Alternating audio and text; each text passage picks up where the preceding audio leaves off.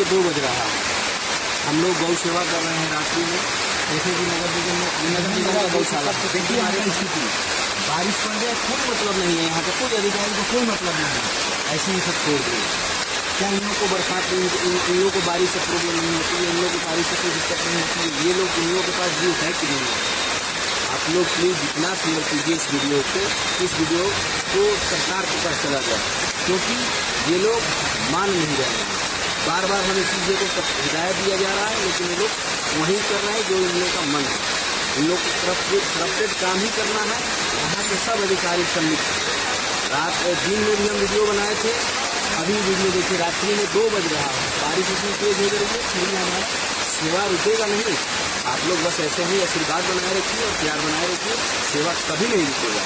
लेकिन आप लोग सपोर्ट कीजिए इतना, ये हम सिस्टम जितना करप्टेड सिस्टम है ये बंद हो गया।